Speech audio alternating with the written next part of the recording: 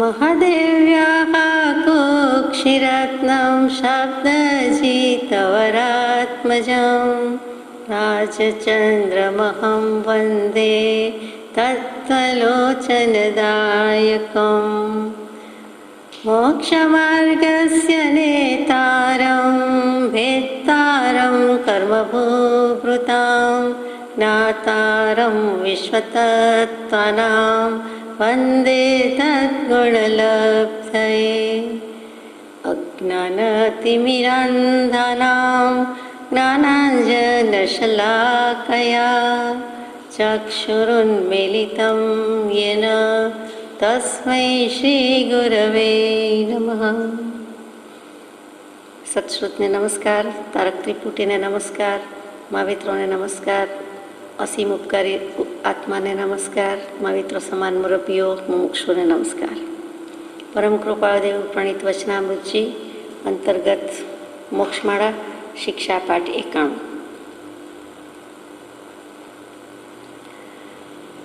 90 પાઠ સુધી આપણે યથાશક્તિ વિચારણા કરી।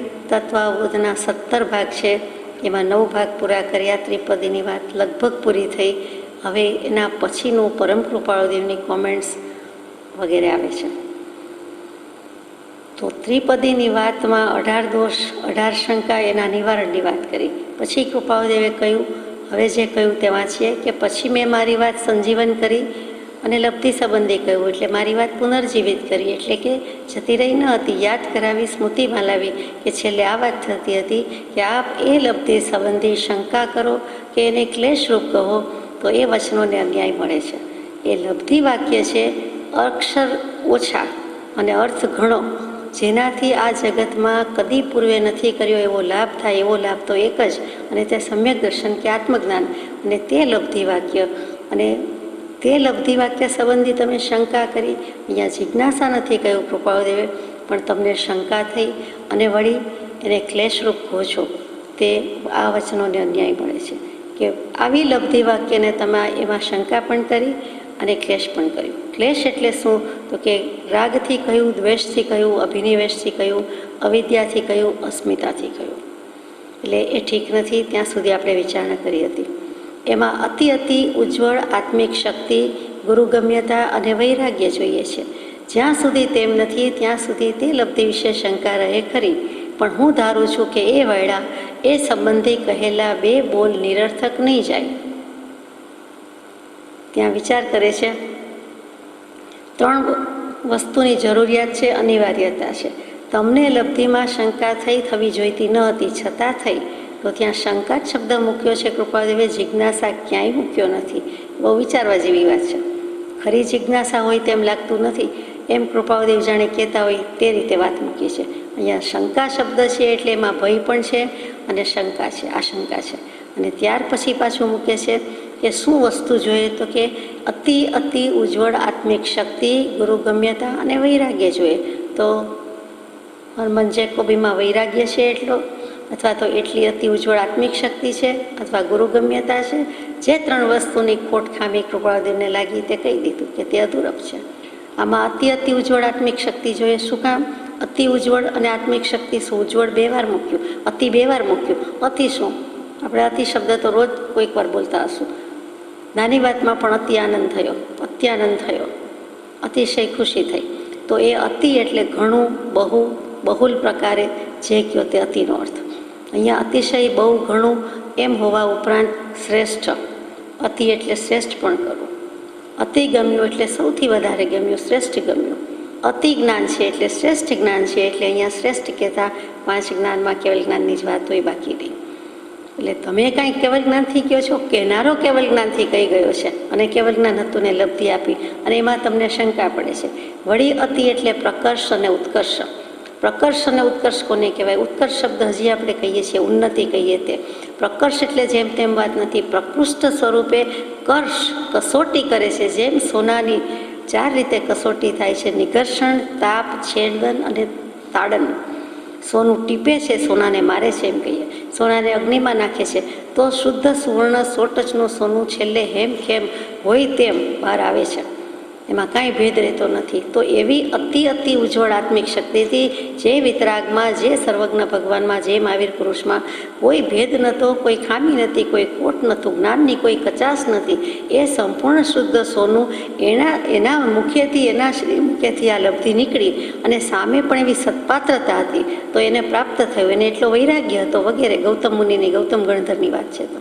તો સામે મહાવીર સ્વામી, સામે ગણધર સ્વામી, ગૌતમ સ્વામી, તો એ બંનેને બરાબર જોગ થઈ ગયો, સંજોગ થઈ ગયો. ગુરુ અને શિષ્ય, અતિ ઉજ્જવળ આત્મિક શક્તિ, કેવળ જ્ઞાન મહાવીર સ્વામીના પક્ષે હતું. ગુરુ ગમ્યતા, તો ગૌતમ સ્વામીએ મહાવીર સ્વામીને ગુરુ માન્યા અને પછી જ પૂછ્યું, ભગવાન માન્યા, ભંતે કિમ તત્તમ, અને પછી વાત કરી હતી. અને તે વૈરાગ્ય તો હતો જ, એટલે તો સર્વસંગ પરિત્યાગ 500 મુનિ સાથે, 3 ભાઈઓ સાથે એમણે દીક્ષા લીધેલી હતી. એટલે અહીંયા કહેવાનું તાત્પર્ય કે એ બંને સંબંધો જુદા હતા, અપૂર્વ હતા, અદ્ભુત હતા. અહીંયા કૃપાળુદેવના પક્ષે કોઈ કમી કચાશ નથી, પણ સામે જેકોબીના પક્ષે આ બધું જોઈએ એમ કૃપાળુદેવે કહી દીધું. અતિ ઉજ્જવળ શક્તિ. ઉજ્જવળ શું? ઉદ્વત્તા જ્વલ, ઊંચા પ્રમાણમાં, ઊંચેથી ખાસ પ્રમાણમાં, ઉજળું, ચળકે છે, ઝળકે છે, પ્રગટાવે છે, ચેતાવે છે, તે ઉજળું. ઉજ્જવળ એટલે ઉજળું, ઉજ્જવળ એટલે ચમકવાળું, મનોહર, સુંદર, સોનું અને ખીલેલું, વિકસિત. એટલે અતિ ઉજ્જવળ આત્મિક શક્તિ એટલે અત્યંત ખીલેલું પુષ્પ. શું? જ્ઞાનનું પુષ્પ કહેવાય. જ્ઞાન પૂરેપૂરું વિકસિત, 16 કળાએ, ધર્મની 16 કળા, તત્વજ્ઞાનની 16 કળા જેનામાં પ્રગટ છે. તે તત્વજ્ઞાન રૂપી ચંદ્ર, તે તત્વજ્ઞાન રૂપી રાજચંદ્ર અહીંયા, અને તે તત્વજ્ઞાનવાળો મહાવીર સ્વામી. તો અહીંયા સમજાય છે કે આટલું હોય નહીં તો થાય ક્યાંથી? આટલી ઉજ્જવળ આત્મિક શક્તિ એટલે લગભગ કેવળ જ્ઞાન હોય તોય ચાલે. અહીંયા તો મહાવીર સ્વામીની પૂરેપૂરા કેવળ જ્ઞાનની વાત આવી. એટલે અતિ ઉજ્જવળ આત્મિક શક્તિ જોઈએ. સામા પક્ષે ન હોય તો કેવળ જ્ઞાન લઈ જાય તેવી, આત્મજ્ઞાન લઈ જાય તેવી ઉજ્જવળ શક્તિ જોઈએ. તેવી ચમક આત્મામાં હોવી જોઈએ, તેવી દમક હોવી જોઈએ, એટલી સત્પાત્રતા જોઈએ એમ કેવું છે. અને પછી ગુરુ ગમ્યતા. આ જ ગુરુ છે. અહીંથી જે કહે તે કલ્યાણ છે, અને અહીંયાથી જે શબ્દ મળે છે તેમાં કલ્યાણ છે, તેવું જેકોબીને નથી. કૃપાળુદેવના જ્ઞાનમાં છે.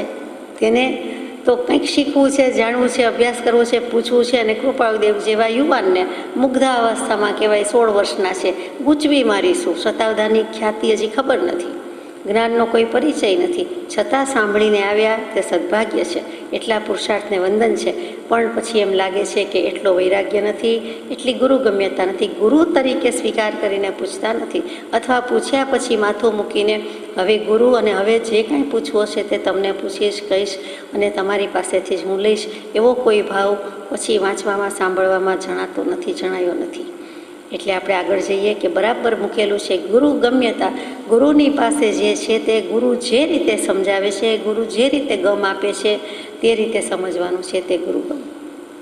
ગુરુ પાસેથી ગુરુએ જે જાણ્યું છે, ગમ કહેતા જ્ઞાન, ખબર, સૂઝબૂઝ, તે જ પ્રમાણે, તે જ રીતે જે પાણી યમક ચોડાવવાના છે, તે જે કંઈ છે તે ગુરુના ખ્યાલમાં છે, ધ્યાનમાં છે, જ્ઞાનમાં છે. તો તે પ્રમાણે હોય તે ગુરુગમ. હકીકતમાં ગુરુગમ શબ્દ એટલે કોઈ જાદુઈ પડીકી વસ્તુ છે જ નહીં, કોઈ જાદુઈ ગોળી ટેબ્લેટ નથી, કોઈ ચિઠ્ઠી ચબરકી નથી, કોઈ જાદુઈ શબ્દો નથી. જે કંઈ છે તે ગુરુગમ એટલે નિશ્ચય જ છે એમ સમજાય છે. નિશ્ચય કોણ કરાવે છે? તો કે મારે મોક્ષે જ જવું છે, એ પોતાના પક્ષે એટલી જિજ્ઞાસા હોય તો, એવી તમન્ના હોય તો, એવો ભાવ કે એવી જુરણા, પછી એ નિર્ધાર પાક્કો થાય છે કે ખરેખર આ ભાવમાં મોક્ષે જવા જેટલું કરી લેવા જેવું છે. માનવ દેહ મળ્યો છે, માનવ ભાવ કલ્યાણ માટે જ છે, અને મોક્ષનો પુરુષાર્થ ઉપડે છે. પછી સતદેવ ગુરુ ધર્મ તત્વનો નિર્ધાર કરાવે છે, અને છેલ્લે અલ્ટિમેટલી આખરે જે આ દેહ તે દેહ, આત્મા તે આત્મા, પ્રગટ લક્ષણે ભાન, અને જેમ અસીને મ્યાન રોજ ગાઈએ બોલીએ છીએ, પણ કેમ નિર્ણય થતો નથી? તો દેહ તે દેહ, આત્મા તે આત્મા. દેહને આત્મા બંને પટ જુદા દેખાય કે બંને જુદા અનુભવાય કે આત્માનો અનુભવ થઈ જાય ત્યાં સુધીની વાત. તો તે વખતે નિશ્ચયમાં શ્રી સદગુરુની છાપ જોઈએ છે કે હા, એ જે તે કહ્યું કે તે માન્યું કે માણ્યું તે તારો અનુભવ સાચો. તો ત્યાં એ નિર્ધાર આવ્યો અને એ ગુરુગમ થયો કે ગુરુ પાસેથી છાપ. ગુરુએ જે જાણ્યું છે તે કહે છે તે છાપ.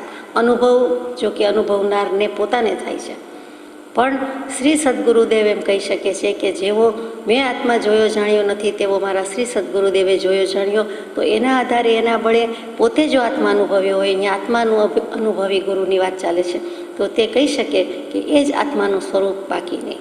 શાસ્ત્રોમાંથી ટેલી થતું હોય તેમ છતાં શ્રી સદગુરુની ત્યાં જરૂર પડે છે એટલે તે ગુરુ ગમ્યતા છે. અને વૈરાગ્ય, આ બધી વસ્તુમાં વૈરાગ્ય વિના તો વાત થતી જ નથી. પાયો, બંધારણ, માળખું જે કાંઈ છે તે કાંઈ પણ કન્સ્ટ્રક્શન કરવું હોય તો પહેલાં જે પાયો કે ફાઉન્ડેશન કે એ તો વૈરાગ્ય છે. વૈરાગ્ય વિના તો કોઈ વાત જ નથી. વૈરાગ્ય એ જ મોક્ષના અનંત સુખમાં લઈ જનાર ઉત્કૃષ્ટ ભૂમિઓ છે.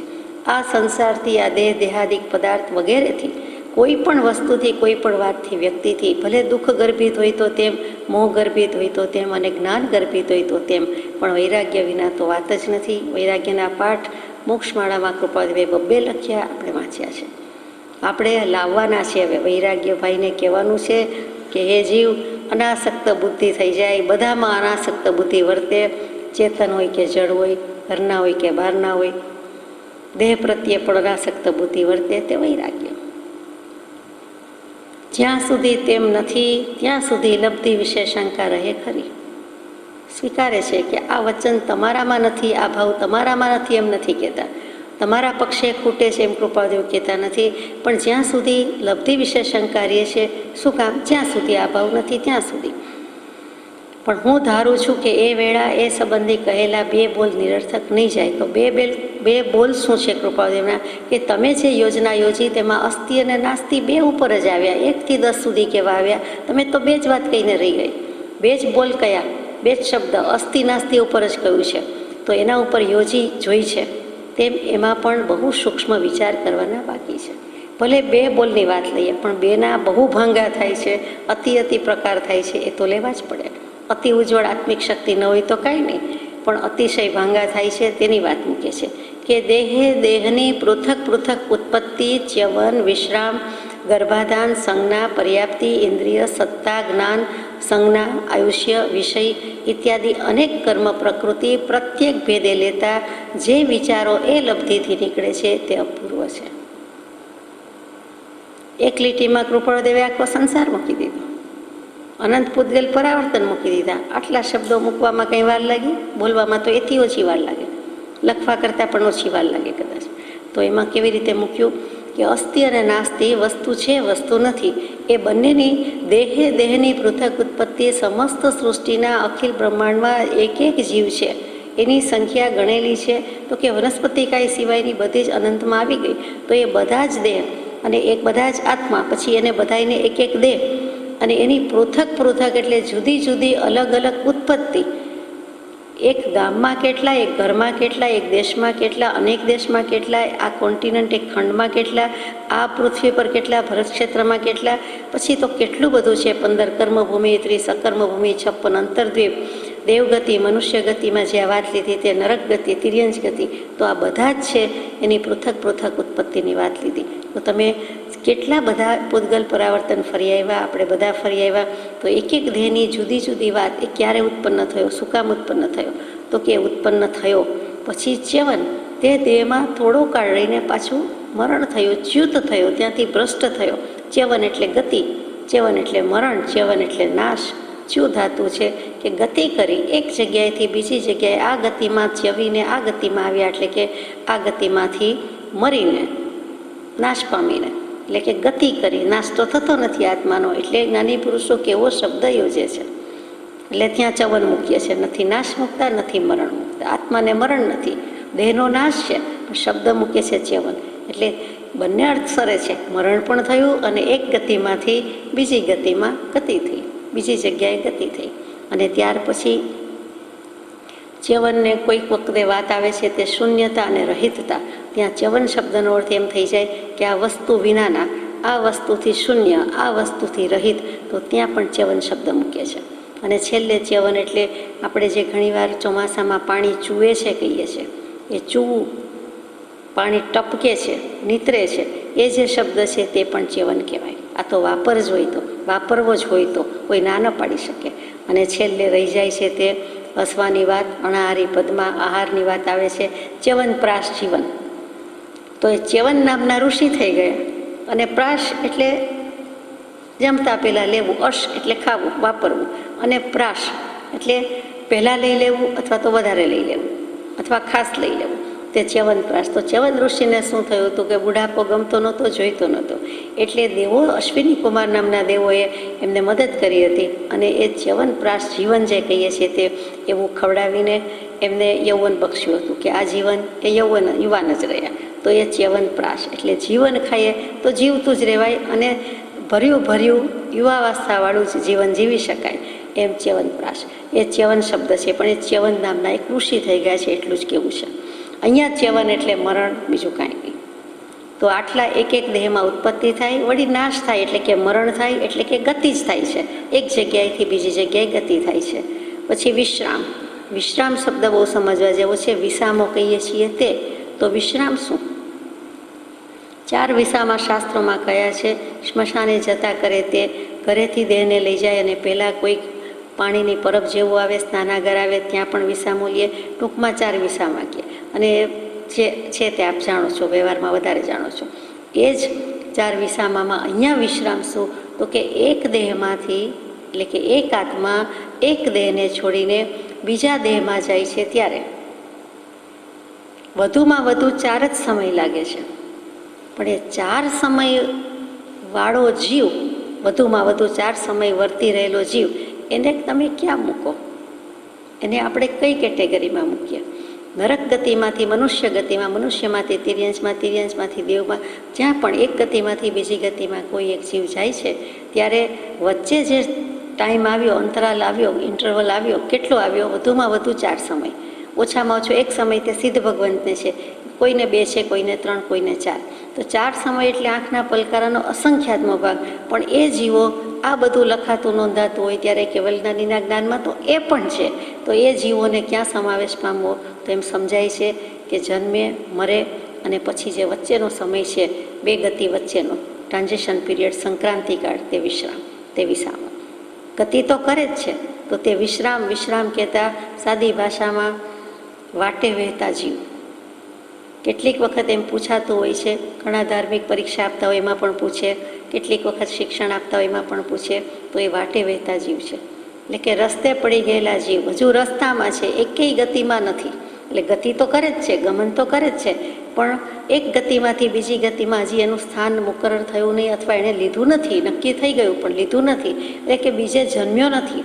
માતાના ઉદરમાં પણ હજી માનો કે કન્સીવ થયું નથી, પહોંચ્યો નથી, ત્યાં સુધીનો, એટલે કે જે રસ્તામાં રહેલો છે જીવ તે, તો એ વાટે વહેતો જીવ.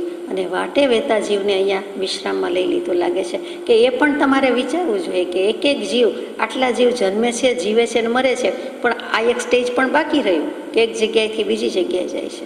તો એનો પણ વિચાર કરવો જોઈએ. એમાં પણ અસ્થિ નાસ્તિથી ન ચાલે, 7 ભાંગાથી કરવો જોઈએ. વળી ગર્ભાધાન પછી માનો કે માતાના ઉદરમાં આવ્યો, અથવા તો ક્યાંય પણ એને ગર્ભ અવસ્થા પ્રાપ્ત થઈ, ત્યાર પછી પર્યાપ્તિ.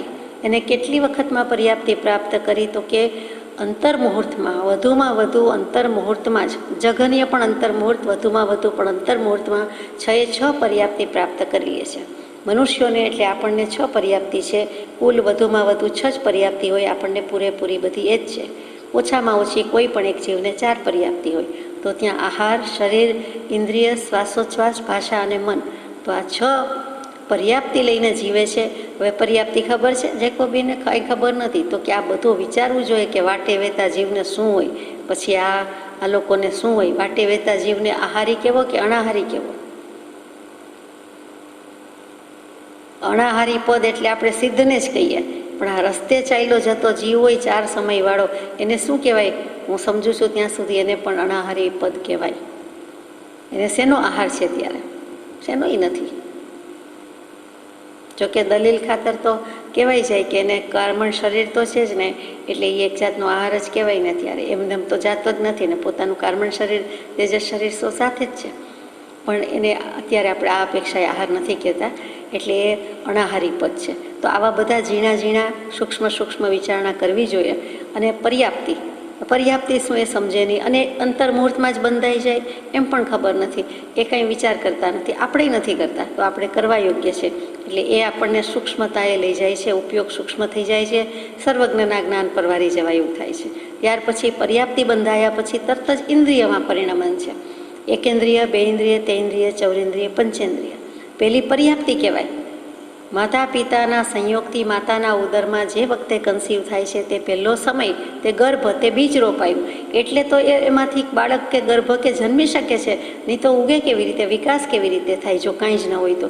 એટલે એનામાં લાઈફ છે, જીવન છે, પહેલાં સમયથી જ છે. અને ત્યાર પછી આહાર, પછી શરીર, પછી પરપોટા જેવું શરીર, એમ કરતાં કરતાં ધીમે ધીમે ઈયળ જેવું શરીર, કે જે કાંઈ છે આપણે વર્ણન કર્યું છે અશુચિ ભાવનામાં, એટલે અત્યારે સવિસ્તર લેતા નથી. એ જ વસ્તુ આગળ જાય છે. તરત જ આહાર, શરીર, ઇન્દ્રિય, હાથ પગ, જે કાંઈ મુખ્ય 5 ઇન્દ્રિય છે તે બધાની શરૂઆત થઈ જાય. શ્વાસોચ્છ્વાસ, ધમણ ચાલુ થાય, એટલે બધાને એમ થાય કે હવે એમાં જીવ સંચર્યો કે પ્રાણ આવ્યા. એમ બોલાય છે, એમ લાગે છે, વ્યવહારથી રૂઢ થયેલી વાત છે. હકીકતે પહેલેથી જ એનામાં જીવન છે. અને ત્યાર પછી ભાષા, ત્યાર પછી મન. એટલે ભાષા વર્ગણાના પૂતગલ, કે બોલી શકવાની શક્તિ તો ગર્ભના સમયથી જ છે. પછી બોલે ભલે ગમે એટલા મહિના પછી, પણ શક્તિ બધી છે. રડવાની છે તો રડવું ભાષા નથી જ શું છે? રડે તો છે જ. એટલે ભાષા અને પછી મન. એટલે આ રીતે 6 પર્યાપ્તિ થઈ. પછી ઇન્દ્રિય, બહાર જન્મ્યા પછી, એટલે આપણે જે શરીર જોઈએ છીએ તે 1 ઇન્દ્રિયવાળું છે, 2 વાળું છે, 3 વાળું છે, 4 વાળું છે કે 5 વાળું છે. કાયા, જીભ, નાક, આંખને કાને 5 ઇન્દ્રિય. પછી સત્તા, 5 ઇન્દ્રિયમાં પ્રવર્તન કરે છે કોઈ પણ જીવ, 1, 2, 3, 4, 5 જે પ્રમાણે હોય તે. તો એ કોના દ્વારા પ્રવર્તે છે? સત્તા એટલે અધિકાર, સત્તા એટલે શક્તિ, સત્તા એટલે હોવું. તો અહીંયા સત્તા એટલે આ બધું કોના આધારે, કઈ શક્તિથી પ્રવર્તે છે? એટલે તરત જ મન આવ્યું છે. ઇન્દ્રિય પ્રત્યેકને નિજ નિજ વિષયનું જ્ઞાન. આત્માની સત્તા વડે તે પ્રવર્તે જાણ. તો આત્માની સત્તા વિના કાંઈ થતું નથી. એટલે એવું કંઈક છે કે ત્યાં સત્તા આવી, આત્માની સત્તા આવી. ત્યાર પછી શું કરે? મનોબળ, વચન બળ, કાય બળ, મન વચન કાયા. અને એની પણ એને શક્તિ આવે છે, પ્રાણ પુરાય છે. 10 પ્રાણમાં 5 ઇન્દ્રિય, પછી મન વચન કાયાનું બળ, પછી આયુષ્ય અને શ્વાસોચ્છ્વાસ, આ 10 પ્રાણ કહેવાય. એટલે એ પણ આવે છે સત્તા. અને પછી જ્ઞાન. આ બધું જ્ઞાન એને થઈ ચૂક્યું, એટલે કે બધું જ વાપરવા આવડી ગયું, વાપરતા આવડી ગયું. અને ત્યાર પછી પોતાની સત્તા જ પોતાના પર જમાવે છે. આત્મા ઇન્દ્રિયો દ્વારા જમાવે છે સત્તા. ત્યાં અસ્તિત્વ પણ છે, શક્તિ પણ છે. ત્યાર પછી જ્ઞાન અને સંજ્ઞા, કે એ જે કંઈ જ્ઞાન છે, જાણપણું છે, જાણકારી છે, કે આ હાથ છે, આ પગ છે, આનાથી સંભળાય, આનાથી લખાય, આનાથી આમ તેમ, જે કાંઈ જે જીવને છે તે બધું જ્ઞાન અને સત્તા, જ્ઞાન અને સંજ્ઞા. સંજ્ઞામાં પણ આવે કે દીર્ઘકાલિકી, હેતુવાદોપદેશિકી, એવી બધી સંજ્ઞાના પ્રકાર છે. આપણે આહાર સંજ્ઞા, વય સંજ્ઞા, મૈથુન સંજ્ઞા, પરિગ્રહ સંજ્ઞા, 4 સંજ્ઞાથી પરિચિત છીએ. તે પણ સંજ્ઞા છે. સંજ્ઞીપણું છે, મન છે, એ પણ આવી ગયું. મન લખવાના બદલે ત્યાં જ્ઞાન અને સંજ્ઞા લખ્યું. એટલે મન પણ આવી ગયું. 3 પ્રકારની સંજ્ઞા આવી ગઈ, 10 પ્રકારની આવી ગઈ, 4 પ્રકારની આવી ગઈ. એટલે કે એની બધી સમૃદ્ધિ આવી ગઈ, એની સત્તા આવી ગઈ, કે આટલો બધો માલ સામાન લઈને આવ્યો.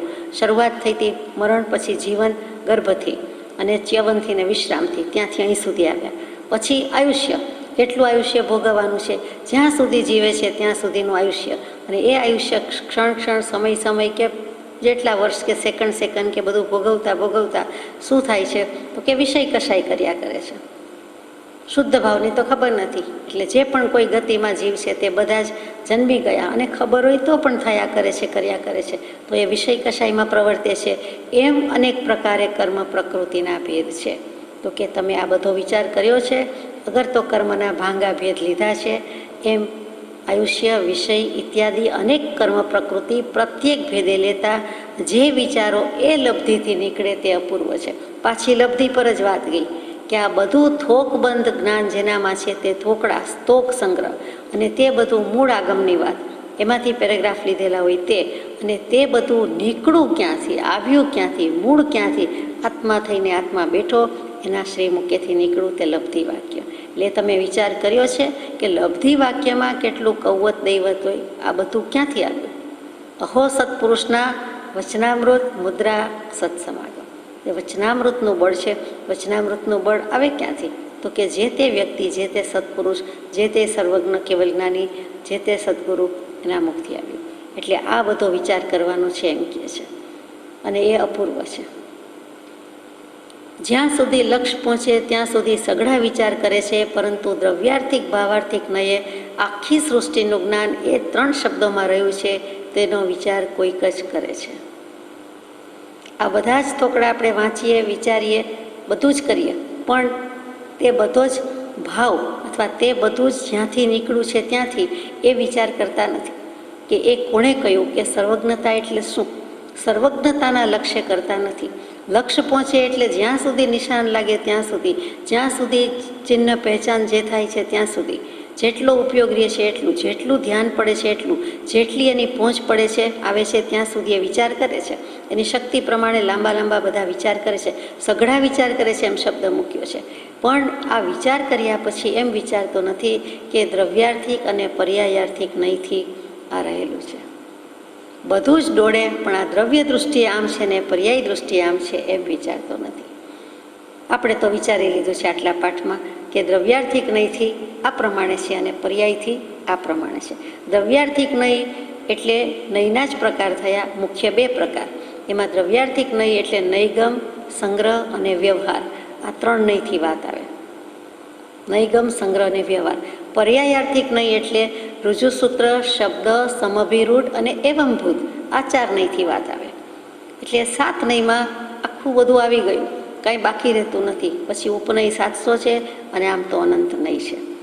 નહીં કહેતા ત્યાં અભિપ્રાય, દૃષ્ટિબિંદુ, એંગલ, દૃષ્ટિકોણ જે કહીએ તે એ વાત ફરી ફરી કહેવાની જરૂર નથી. પ્રમાણનો અંશ તે નહીં તો કે એટલી જ વાત હતી. અનંત વસ્તુ છે, અનંત પદાર્થ છે, અનંત આત્મા છે. આપણે તો એક છીએ ને, આપણો આત્મા તો એક ને, આપણો એક છે, અત્યારે પણ એક છે. અને વસ્તુ ગમે તેટલી હોય, અનેક હોય કે અનંત હોય, પણ વિવેક આટલો જ કરવાનો છે. જે અહીંયા વિવેક કરવાનો છે તે જ આમાં કરવાનો છે કે દ્રવ્યથી આત્મા શુદ્ધ જ છે, શુદ્ધ બુદ્ધ ચૈતન્ય ઘન સ્વયં જ્યોતિ સુખધામ. તો આ બધી ભાંજગઢ શું છે, આ કડાકૂટ માથાકૂટ શું છે, પર્યાયમાં થાય છે. સમય સમયે ભાવ પલટાય છે, સમય સમયે ક્રિયા, કંઈ પણ વસ્તુ અર્થક્રિયા સંપન્ન છે એટલે પરિણમન થયા કરે છે. તેમાં જીવ અણસમજથી અથવા સમજણના અભાવે અથવા અધૂરી સમજથી બધા અર્થ થાય, શુભાશુભ ભાવ કરે છે, કર્મ બાંધે છે અને ત્યાં એને દ્રવ્ય કે પર્યાયનું જ્ઞાન નથી એટલે કર્યા કરે છે. જો એટલી માન્યતા જડબે સલાક થઈ જાય આ ત્રિપદીને કારણે કે દ્રવ્ય તે પર્યાય તે પર્યાય, ઉત્પાદ વ્યય દ્રવ્ય, એમાં દ્રવ્ય ગુણ છે અને ઉત્પાદ અને વ્યય પર્યાય છે, અને બંને જેના આશ્રય રહેલા છે ભલે સ્વતંત્ર પરિણતિ કરતા હોય તો એ દ્રવ્ય છે. ગુણ પર્યાય જેમાં રહેલા છે તેવું હું શુદ્ધાત્મ દ્રવ્ય, અને આ તો બધું થયા કરે છે. ધ્રુવતાનો મારો ગુણ છે, નિત્યતાનો ગુણ છે. હું છું એ ભાવ ક્યારેય મુકાવાનો નથી, તે અસ્તિત્વ ભાવ છે. બીજું રહ્યું શું કરવાનું, આત્મસિદ્ધિ થઈ જાય, મોક્ષ થઈ જાય. એટલે આટલી સુંદર વાત આમાં મૂકી છે, પણ કોઈ દ્રવ્ય અને પર્યાય નહીં, આખી સૃષ્ટિનું જ્ઞાન રહ્યું છે એનો વિચાર કોઈક જ કરે છે. જો કરે અને સદગુરુ મુખની પવિત્ર લબ્ધિ રૂપે જ્યારે આવે ત્યારે દ્વાદશાંગી જ્ઞાન શા માટે ન હોય. આટલું સીધું સાદું આપણે સમજીએ વિચારીએ તો પણ જો આપણને જ્ઞાન થઈ જાય તો જ્યારે સદગુરુના મુખે આવ્યું હોય, જ્ઞાન ગંગા વહેતી હોય, ત્યારે શિષ્યને કેમ બધું જ્ઞાન ન થાય, ઢગલાબંધ જ્ઞાન કેમ ન થાય. ને આપણે સમજીએ જ છીએ અત્યારનું આપણા એજ્યુકેશનમાં પણ થોડુંક ભણાવે પણ એમાંથી જ્ઞાન કેટલું બધું થાય છે. ભલે આત્મા સિવાયનું છે, પારમાર્થિક નથી, પણ થોડુંક જ હોય, એમાં કંઈ એક એક અક્ષર ભણાવવાનો હોય નહીં. તેમ છતાં જે ભણાવ્યું હોય એમાં પણ graduation, post graduation, master degree અને પછી વધારે તો પોતે જ રિસર્ચ કરવાનું હોય, પોતે જ કેટલું કરવાનું હોય છે આપણે જાણીએ છીએ. તો અહીંયા પણ સદગુરુ મુખની પવિત્ર લબ્ધિ ઉપર ભાર છે કે શું કામ ન થાય આટલું, જો આમાં કૌવત દૈવત છે તો. પછી સમજાવે છે, આપણને સમજાય તેમ બહુ સુંદર છે કે જગત એમ કહેતા એક મનુષ્ય, એક વાસ, એક ગામ, એક શહેર, એક દેશ, એક ખંડ, એક પૃથ્વી, એ સઘળું મૂકી દઈ અસંખ્યાત દ્વીપ સમુદ્ર યુક્ત આદિથી ભરપૂર વસ્તુ એકદમ કેમ સમજી જાય છે. આ દુનિયામાં આમ છે તો દુનિયાનું વર્ણન બોલીએ છીએ વાતે વાતે. આ જગત આવું જ છે, આ ફાની દુનિયા એટલે શું, આખી દુનિયાનું વર્ણન, વાત કે સંખ્યા કાંઈ બોલતા નથી. ખાલી દુનિયા બોલીએ તો સમજી જાય, ફાની દુનિયા બોલીએ તો સમજી જાય, જગત કહીએ તો સમજી જાય, આકાશ કહેતા સમજી જાય. અહીંયા જગત લીધું છે તો જગત જ રાખીએ તો એ વખતે બધું બોલવું કહેવું પડતું નથી. એ જ વસ્તુ આપણે એમ કહેતા હતા કે નદી, દરિયો, ડુંગર, પહાડ બોલે એટલે તરત જ એક કોન્સેપ્ટ ક્લિયર હોય, એના વિશેનો ખ્યાલ હોય એટલે તરત એની સામે બધું ખડું થઈ જાય, સમજી જાય, વાતને પામી જાય. તો પછી એટલામાં સમજી જાય છે. એક ગલી, એક વાસ પહેલેથી લઈએ, જે મનુષ્ય, એક ઘર, એક વાસ. ઘર એટલે તરત જ કલ્પના આવી જાય કે ઘર કોને કહેવાય.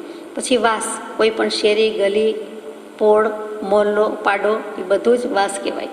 અને ત્યાર પછી ગામ, શહેર, દેશ, ખંડ, કોન્ટિનેન્ટ કહીએ તે ખંડ, ટુકડો વિભાજનની, અને પૃથ્વી. પૃથ્વી એટલે આપણે હંમેશા આ પૃથ્વી માનીએ છીએ, કર્મભૂમિ ને અકર્મભૂમિની. જ્ઞાની પુરુષો જીનાગમમાં 7 નરકની પૃથ્વી કહે અને 8મી સિદ્ધશિલાને પૃથ્વી કહે. પૃથ્વી 8 જ, એમાં આપણી આ કોઈ પૃથ્વીને લીધી નથી. પણ આપણે તો આપ ધરતી કહીએ છીએ, પૃથ્વી કહીએ છીએ, તે ચાલે. તો એમ આપણને જગત કહેતા એમાં બધું સમાવેશ પામે છે, એટલી બધી ખબર પડી જાય છે.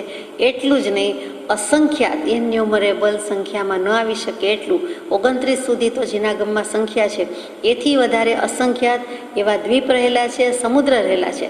આપણે જ્યાં રહીએ છીએ તે મનુષ્ય ક્ષેત્ર, જંબુદ્વીપ છે, એની ફરતે જેમ કહીએ લવણ સમુદ્ર ને કાલોદતી સમુદ્ર ને અર્ધપુષ્કર દ્વીપ ને વગેરે વગેરે, છેલ્લો સ્વયંભૂ રમણ સમુદ્ર, વળી આગળ નંદીશ્વર દ્વીપ, એમ આપણે બધું કહીએ છીએ.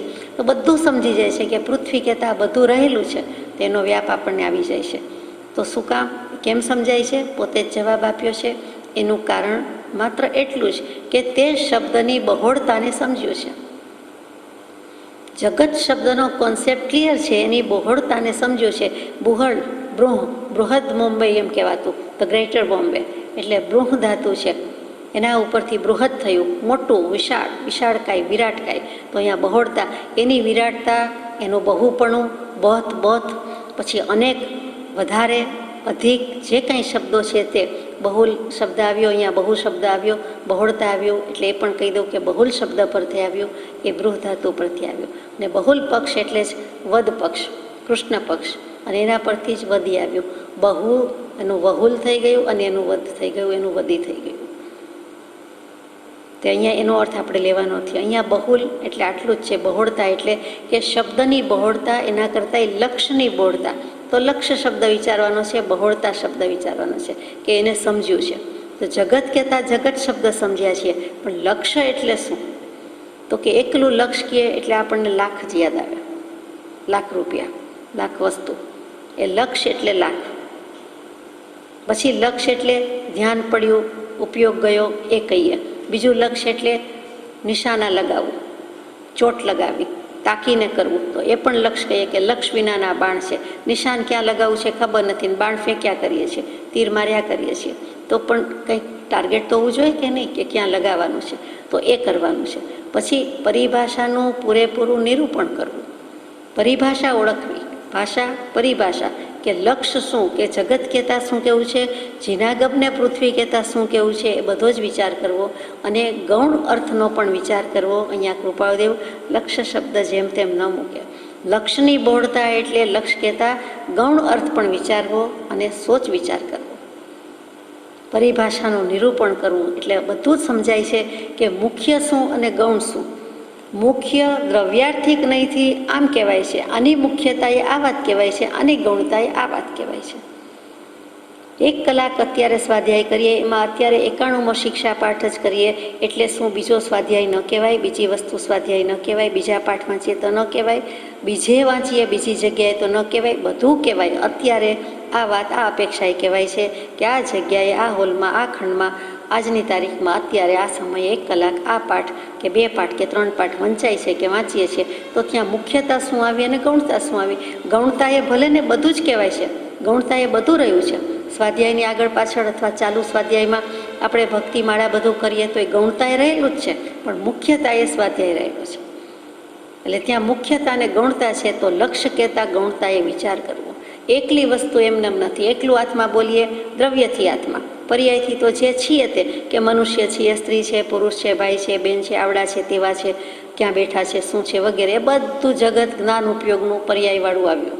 એકલું દ્રવ્ય હોય તો શુદ્ધ જ અને આત્મા જ છે, એટલું જ. તો એ તો હંમેશા મુખ્ય ગૌણની રીતે આપણે વાત કરીએ છીએ. એક વ્યક્તિ સાથે વાત કરીએ ત્યારે શું બીજી વ્યક્તિ જતી રહી કે અસ્તિત્વમાં નથી? છે, બધું છે, પણ તેના સામું જોઈને વાત કરીએ છીએ તો મુખ્યતાએ તે વ્યક્તિ સાથે વાત કરી એમ કહેવાય. ગૌણતાએ બધા સાથે વાત કરી, એ બધું રહેલું જ છે. આ વિવેક વિના નય નિક્ષેપ પ્રમાણ સ્યાદવાદ અનેકાંતવાદ વિનાનો વ્યવહાર આપણો છે જ નહીં.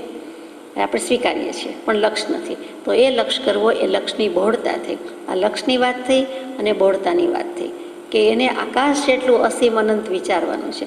કે લક્ષની બહોળતા એટલે આપણે સાદી ભાષામાં વ્યાપકપણે વિચારવું. લક્ષને મોટો કરી દેવો, વિશાળ કરી દેવો, વિરાટ કરી દેવો, વ્યાપકપણે વિચારવું, અનંત રીતે વિચારવું, અસીમ રીતે વિચારવું. એટલે સમજાઈ જાય છે. જેથી જગત એમ કહેતા એવડો મોટો મર્મ સમજી શકે છે. તો જગત કહેતા સમજી જાય તો લક્ષ્મી બોલતા કરે તો બીજું બધું કહેતા ન સમજી જાય? સમજી જાય. ત્રિપદી કહેતા આપણને બુદ્ધિ લેવલે બોલવા પૂરતું પણ જો સમજાઈ જાય તો પછી ખરેખર અનુભવપૂર્વક કેમ ન સમજાય? આ પરમ કૃપાળુ દેવે 11મા વર્ષે લખેલા બોધ વચનમાં લખ્યું છે ત્રિપદનો ઉપયોગ અનુભવવો. મોક્ષમાળા તો 16 વર્ષ પછી લખાય, પણ પેલું તો 11મે વર્ષે લખાયેલું છે. બહુમાં બહુ 12મું વર્ષ બેઠું હોય તો આ વર્ષની વાત થાય છે, વયની વાત થાય છે. ત્યારે કે સ્વદ્રવ્યના ગ્રાહક થાઓ, રક્ષક થાઓ, ત્વરાથી થાઓ. સુખ દુઃખ એ બંને મનની કલ્પના છે, તેથી ઉપરાંઠા થવું, એથી ઉપર ઉઠી જવું, એથી વિરક્ત થઈ જવું. અને તે વખતે આ પણ લખેલું છે કે ત્રિપદનો ઉપયોગ અનુભવવો. તો ત્રિપદી તો હતી જ એમને, અને એ ઉપયોગ અનુભવીએ એટલે વાત પૂરી થઈ ગઈ. તેટલું જ કરવાનું છે.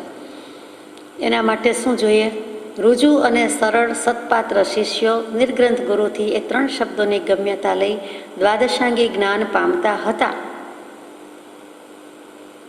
સ્ટેટમેન્ટ કરી દીધું, કન્ક્લુઝન મૂકી દીધું કે તે કેવી રીતે પામતા હતા.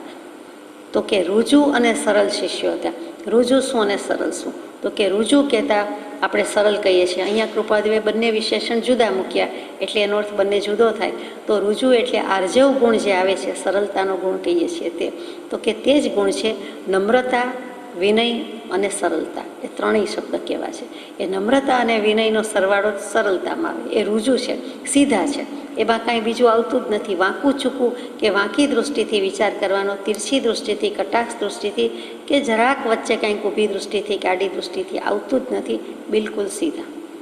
ને સીધા હોય એ ક્યારે થાય? તો કે કેટલોક નમ્રતા, કેટલોક વિનય હોય તો જ હોય, બાકી હોઈ શકે નહીં. અને કેટલીક વખત એમ પણ કહેવાનું મન થઈ જાય કે કેટલાક ગુણો પૂર્વજન્મની પ્રસાદી રૂપે હોય છે. એમાં આ ગુણ પણ છે. એ મહાપુરુષાર્થે આવતો નથી. કદાચ કોઈક જીવને આવે, પણ સામાન્યપણે એ આવતો નથી.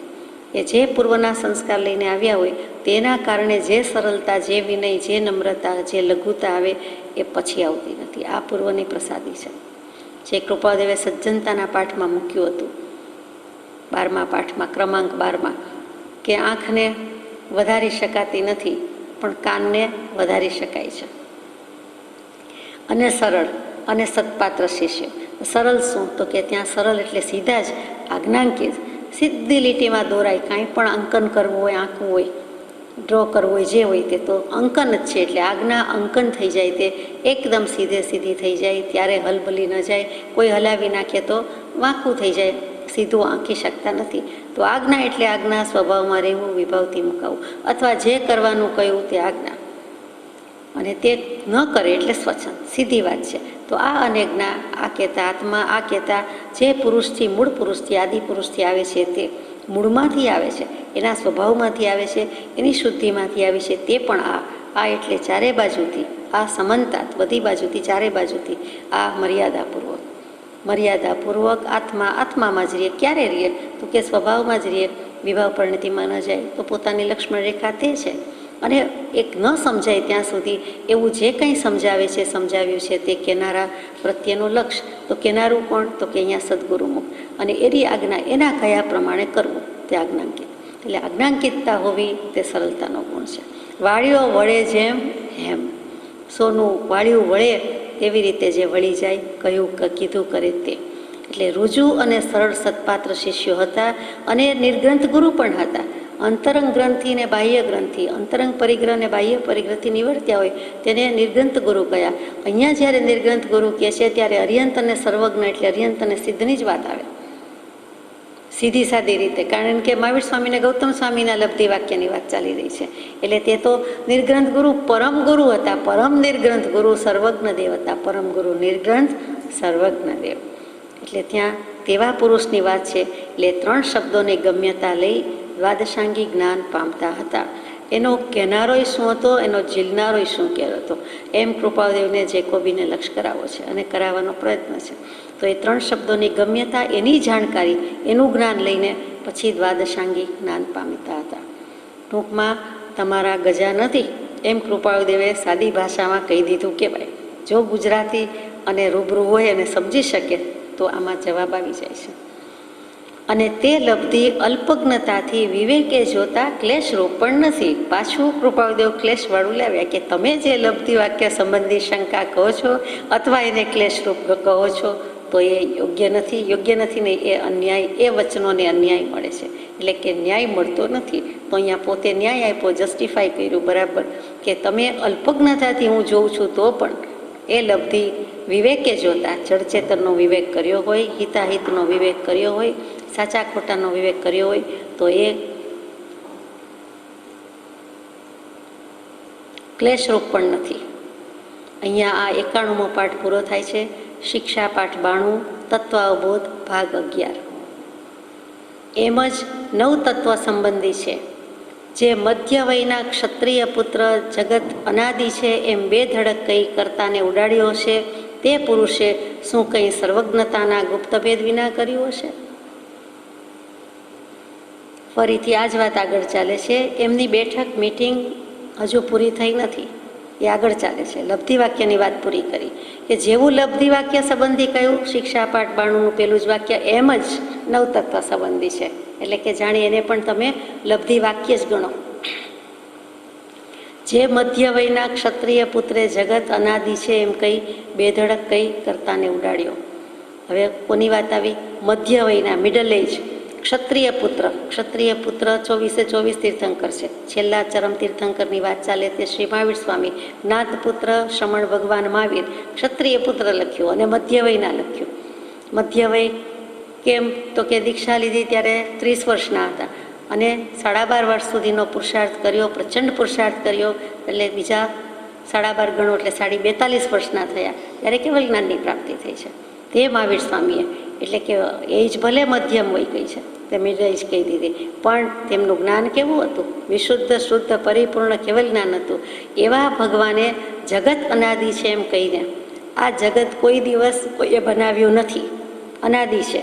આદિ શરૂઆત થઈ એવું કંઈ છે જ નહીં કે કરોડોના કરોડો કે અબજો વર્ષ કે પૂર્વો પહેલાં કે ક્યારેય ડે 1 કે સમય 1 કે સેકન્ડ 1 કે એવું કંઈ છે જ નહીં. એની આદિ હતી જ નહીં. એ આમ જ છે, અનાદિકાળથી જ આ જગત આખું છે. ને જગત કહેતા હમણાં જ વ્યાખ્યા આવી ગઈ છે. કોઈ ઘર, વાસ, શેરી, ગલી, મનુષ્ય, તિર્યન જે કહો તે બધું જ. તો આ જે વ્યવસ્થા છે એમ જ છે એમ બે ધડક કહી દીધું. બે ધડક શું? બે ઝીઝક, રોકટોક વિના, સેજ્જય આત્મવિશ્વાસ ગુમાવ્યા વિના, કોઈ પણ જાતની ધડકન કર્યા વિના એ જે રીતે કહી દીધું છે કે આમ જ છે અને બે ધડક છે.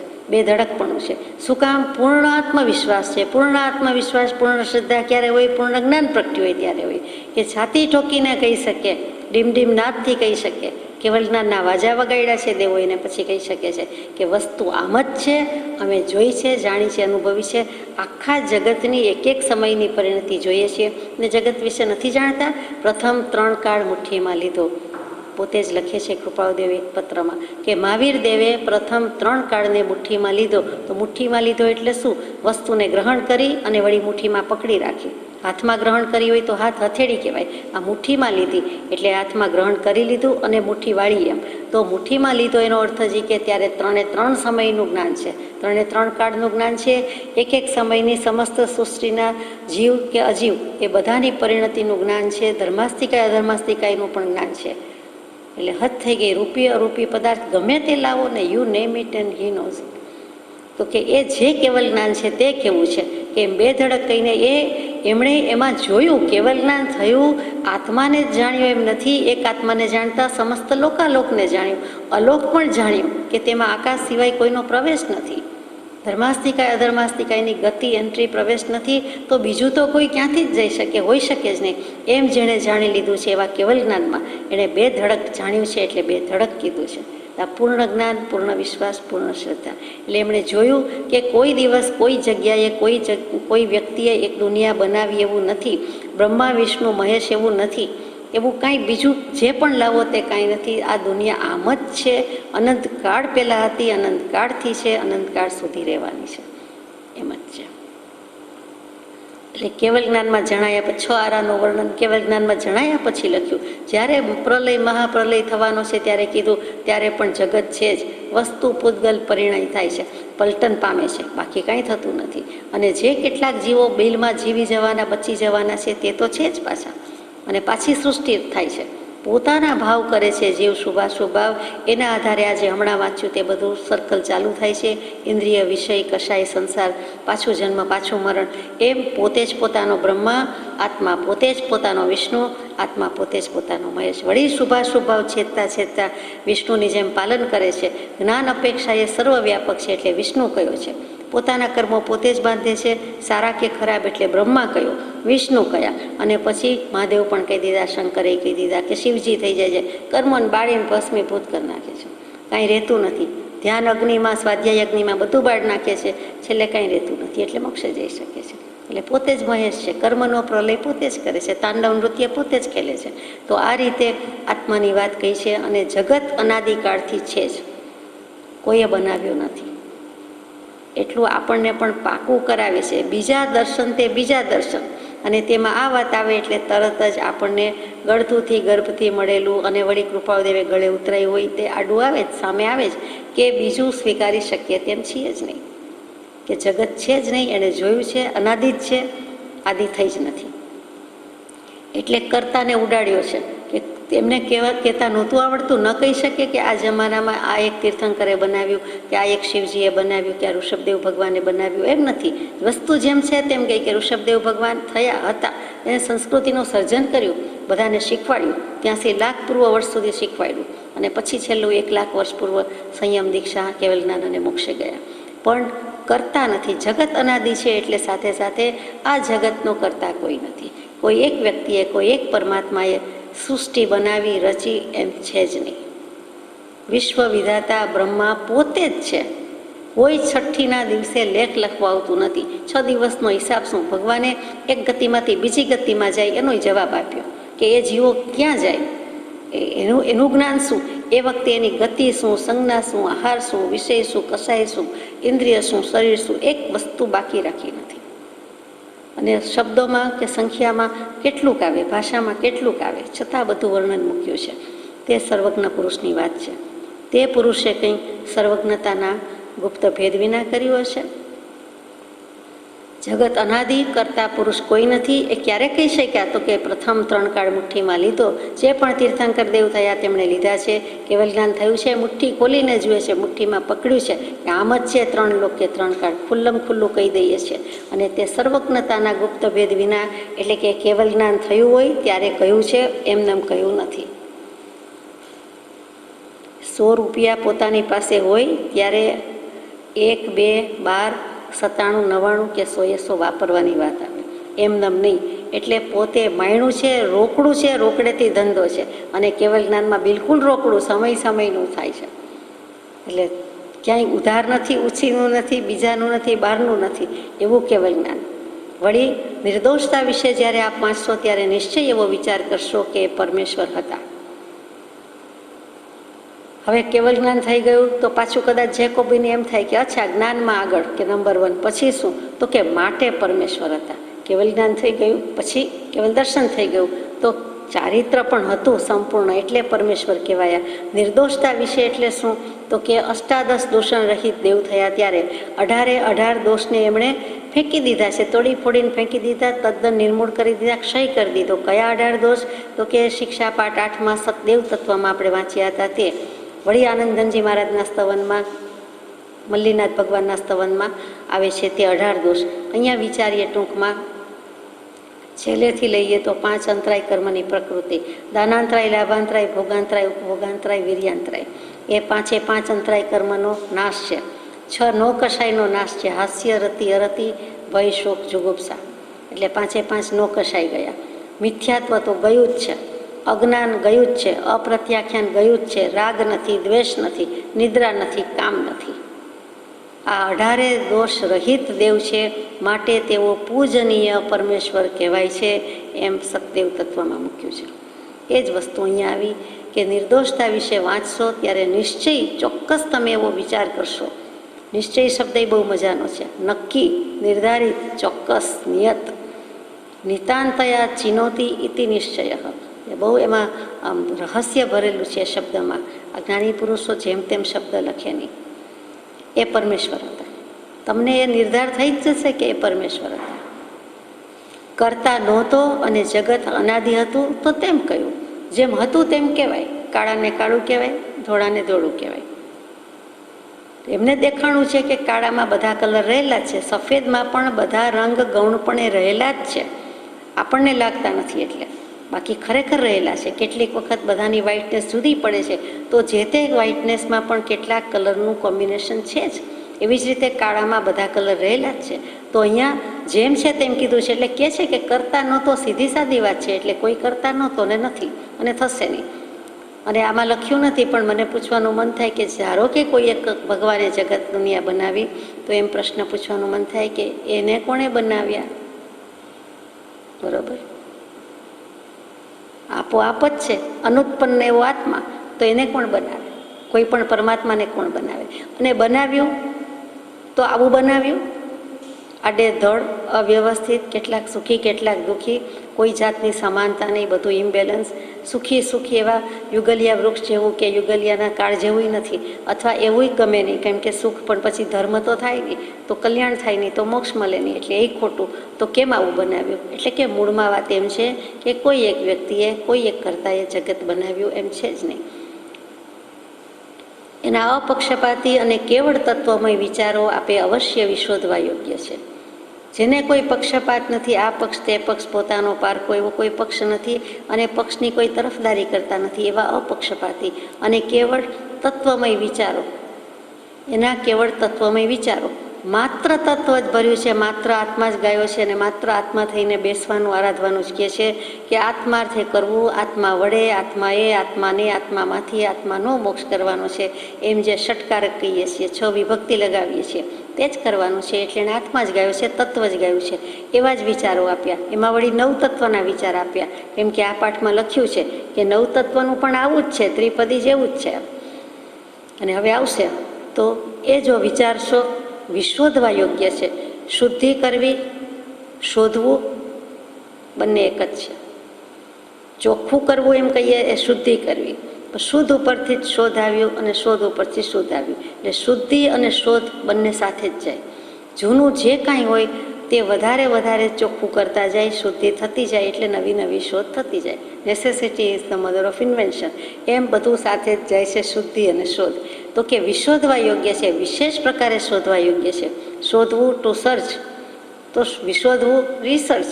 ફરીથી કરો, વધારે કરો, ફરી કરો, પુનઃ કરો. એટલે સર્ચ રિસર્ચ કરવા જેવું છે.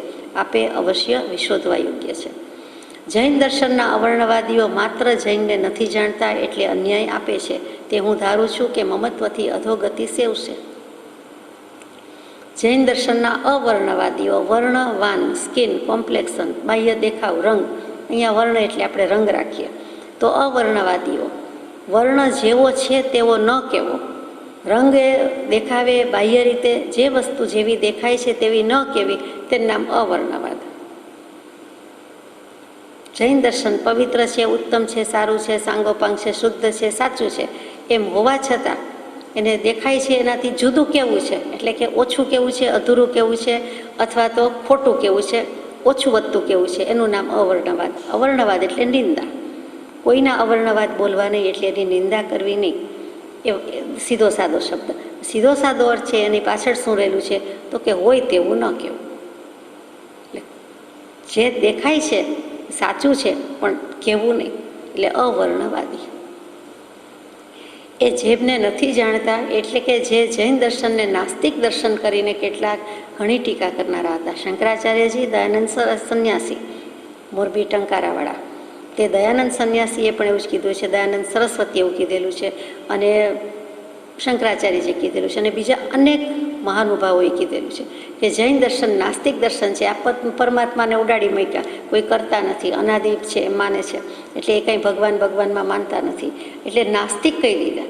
નાસ્તિક જૈન દર્શન જેવું કોઈ આસ્તિક દર્શન નથી. એમ જુઓ તો એમાં ધર્મ છે, કર્મ છે, મોક્ષ છે, પાપ છે, પુણ્ય છે, પુનર્જન્મ છે, આત્મા છે, દેહ છે, બધું જ કીધું. બધી જ વસ્તુ છે એનો સ્વીકાર છે, પણ એનો જોનારો, જાણનારો, અનુભવનારો આત્મા જુદો જ છે. અને એ જુદો જ રાખવાનો છે, એ બોધ છે. એ જૈન દર્શનને, પવિત્ર દર્શનને એમણે આવી રીતે કહી દીધું. એટલે અન્યાય કરે છે અને હું ધારું છું કે, એટલે નિશ્ચયથી કહેતા હોય ત્યારે ધારું છું કહેવાય. આપણે વ્યવહારમાં હું ધારું છું એટલે હું માનું છું કે સપોઝિટલી કહીએ છીએ, એટલે ત્યાં જરાક હજી ચોક્કસતા ઓછી છે. જ્યારે કૃપાળુદેવ લખે ધારું છું એટલે અવગ્રહ ઇહા અવય ધારણા, આ પાક્કો નિશ્ચય થઈ ગયો છે. શેનો અવાજ આવ્યો, શું થયું, કેમ થયું, એ બધો નિશ્ચાર છે, નિર્ધાર મનમાં છે. પછી કે છે નિશ્ચય છે, પછી કે હું ધારું છું કે, એટલે કે નિર્ધારું છું કે હું પાકે પાયે કહું છું કે ચોક્કસ કહું છું કે આવું મમત્વ રાખશે, પોતાના દર્શનનું મતનું મમત્વ રાખશે તો અધોગતિ સેવશે. અધોગતિ એટલે નરક ગતિ અને તિર્યંચ ગતિ. જે માનશે નહીં અને ઉત્સૂત્ર પ્રરૂપણા કરે છે અને વળી અવર્ણવાદ બોલે છે તે અધોગતિમાં જશે. આ પછી કેટલીક વાતચીત થઈ. પ્રસંગોપાત એ તત્વ વિચારવાનું વચન લઈને સહર્ષ હું ત્યાંથી ઉઠ્યો હતો. હવે મીટિંગ પૂરી થવા આવી. કેટલીક વાતચીત થઈ. આટલું કહ્યા પછી પાછી થોડીક વાર વાતચીત થઈ. પછી પ્રસંગોપાત એ તત્વ વિચારવાનું વચન લઈને સહર્ષ હું ત્યાંથી ઉઠ્યો હતો. એટલે પરમ કૃપાળુદેવે ત્યાંથી ઊભા થઈને વિદાય લીધી, રજા લીધી. અને પ્રસંગોપાત એટલે તમે રોજને હર ઘડીએ યાદ ન કરો તો કાંઈ નહીં, હર સમયને હર પડે યાદ ન કરો તોય કાંઈ નહીં, પણ પ્રસંગોપાત વાર તહેવારે ક્યારેક ક્યારેક રોજ કે જિંદગીમાં કોઈક વખત તો આ તત્વ વિચારવાનું વચન લઈને, એટલે જે કોઈ બી સુગ્ન છે વચન આપ્યું કે હું આ તત્વ પર વિચાર કરીશ.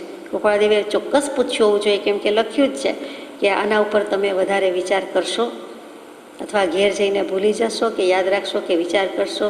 તો એ તત્વ વિચારવાનું વચન લઈને પહેલાં એ વચન આપ્યું, પ્રોમિસ આપ્યું. એટલે પહેલો એ ઘણો સુગ્ન કહેવાય. અને સહર્ષ હું ત્યાંથી ઉઠ્યો હતો. શું કામ હર્ષ? કે એક સત્પુરુષને રાજી કરે તો રાજી કઈ રીતે? તો કે એનું કીધેલું માને. એટલે પહેલાં એ કાંઈક માન્યું કે હું વાંચીશ, વિચારીશ અને તત્વની વિચારણા કરીશ. તત્વાવબોધના સંબંધમાં આ સંબંધમાં કથન કહેવાયું. અનંત ભેદથી ભરેલા એ તત્વ વિચારો જેટલા કાળ ભેદથી જેટલા જ્ઞેય જણાય તેટલા જ્ઞેય કરવા, ગ્રાહ્યરૂપ થાય તેટલા ગ્રહવા અને ત્યાગરૂપ દેખાય તેટલા ત્યાગવા. અનંત ભેદ છે, પાર આવે નહીં એટલા પ્રકાર ભેદ ભાંગા છે. આ તત્વના વિચાર છે, નવતત્વના વિચાર છે અને ત્રિપદીના વિચાર છે. વધુ જ તત્વ છે. એનું કાળ ભેદથી 5મો વારો હોય, 4થો વારો હોય, જે પ્રમાણે હોય, આપણને હમણાં અનુકૂળતા હોય, 2 વર્ષ પછી હોય, સવારે હોય, સાંજે હોય, દિવસે હોય, રાત્રે હોય, એ પણ કાળભેદમાં આવ્યું. જેટલું હોય એટલું, જેટલી આંખની ક્ષમતા હોય એટલી, બધું કાળભેદમાં આવી ગયું. પણ જેટલા જ્ઞેય જણાય તેટલા, આપણને જેટલું અવેલેબલ હોય તેટલું, આપણને જે પ્રાપ્ત ઉપલબ્ધ હોય તેટલું, એટલા જ્ઞેય કરવા, એટલા બધા જ જાણવા. અનંત ભેદમાંથી જેટલું મળે તેટલું કાળભેદમાં જાણવું. અત્યારે જેટલું મળ્યું છે દ્વાદશાંગી વગેરે, તો વાંચવું જોઈએ એમ પણ આવ્યું, જાણવું જોઈએ. ગ્રાહ્યરૂપ થાય તેટલા કરવા, જેટલું ગ્રહણ થાય તેટલું કરવું. દ્વાદશાંગીનો વિચાર મૂકી દઈએ તો એ જ એનો સાર જેમાં સમાય છે તેવું શ્રીમદ રાજચંદ્ર વચનામૃત છે, તો એ પણ વાંચવા જેવું છે. એ પણ વધારે લાંબુ લાગે તો એનો પણ સારાંશ જેમાં છે તે શ્રી આત્મસિદ્ધિશાસ્ત્ર. એટલું અવગાહન થાય તો પણ બસ છે. એટલે એમાંથી જાણવા જેટલું બધું જાણવું, ગ્રહણ કરવા જેટલું બધું ગ્રહણ કરવું અને ત્યાગવા જેટલું હોય તેટલું બધું છોડી દેવું, ત્યાગી દેવું. એ તત્વોને જે યથાર્થ જાણે છે તે અનંત ચતુષ્ટયથી વિરાજમાન થાય છે, એ હું સત્યતાથી કહું છું. આ જે તત્વોને યથાર્થ જાણે છે, યથાર્થમાં કહી દીધું, વાસ્તવિક રૂપમાં જાણે, અસલિયતથી જાણે છે, એને એના મૂળથી પકડે છે. ખભો પકડે, આંગળી પકડે ને એમ નહીં, માથું પકડે ને ચોટલી પકડે એમ નહીં, મૂળથી પકડ્યું છે. ખાડો હોય તો ખાડો ખોદીને મૂળથી જે પકડે છે એ જળ મૂળથી કાઢી નાખે, કાપી નાખે છે. મૂળિયા સહિત ખોદીને મૂળિયું જ ઉખેડી નાખે એમ. તો તત્વને એના મૂળ સુધી પહોંચે છે. આત્મા બોલતા આત્માના મૂળ સુધી જાય કે કોણ આત્મા, શું આત્મા, બોલનારો કોણ, અનુભવનારો કોણ, એનો ઉપયોગ શું, એનો લક્ષ્ય શું, શું કામ જન્મો છે, શું કામ ફરી નથી જન્મવું, ફરી જન્મીને શું લાડવો લેવાનો છે, વગેરે વગેરે ભાવ કરે. અને એવું શું આડું આવે છે? તો કે બીજા અનિત્ય પદાર્થમાં રુચિ રસ રહી ગયા છે, તો એ આડું આવે છે. તો અજીવ તત્વ, તો એકલી વસ્તુ એ જ અજીવ તત્વ છે, બીજા પણ અજીવ તત્વ છે. એમ કરતાં કરતાં ષટ દ્રવ્યનો, નવ તત્વનો વિચાર કરે, યથાર્થ વિચાર કરે, એની અસલિયત સુધી પહોંચે, એના ઓરિજિનલ ફોર્મ સુધી પહોંચે, એના મૂળ સ્વભાવ સુધી પહોંચે. તે કેવું છે? તે અનંત ચતુષ્ટયથી વિરાજમાન થાય. કેવી રીતે વિરાજમાન થાય? તો કે જે આ નવ તત્વને યથાર્થપણે જાણે એને સમ્યક દર્શન થાય. આત્મજ્ઞાન થાય, આત્મજ્ઞાન થાય એટલે કેવલ જ્ઞાન થાય, કેવલ જ્ઞાન થાય એટલે મોક્ષે જાય, મોક્ષે જાય એટલે અનંત જ્ઞાન દર્શન સુખ વીર્યમાં અનંતકાળ સુધી શાશ્વતકાળ સુધી રહેવાનું છે. એ હું સત્યતાથી કહું છું, હું સાચું કહું છું, ઠીક કહું છું, હું સત્યતાથી એટલે અનુભવીને કહું છું, વિદ્યમાનપણું છે પોતાનું સતપૂર્વક કહું છું. આત્મા બોલું છું તો આત્માના ભાવપૂર્વક બોલું છું, આત્મા થઈને બોલું છું એમ સત્યતાથી, સાચો થઈને બોલું છું, સમ્યક દૃષ્ટિ થઈને બોલું છું એમ અર્થ કરો તો એ ખોટો નથી. એ નવતત્વના નામ મૂકવામાં પણ અડધું સચવન મોક્ષની નિકટતાનું જણાય છે. એ નવતત્વની વાત લેવાની છે. જીવ અજીવ, આશ્રવ સંવર નિર્જરા, વચ્ચે રહી ગયું તે પુણ્ય પાપ ને પછી મોક્ષ કહીએ, અને ખાસ રહી ગયું તે રાખી દીધું તે બંધ. એટલે જે નવે નવતત્વની વાત છે ગોળચક્રમાં આપી છે, આગલા પાઠમાં છે, કાલે લઈશું.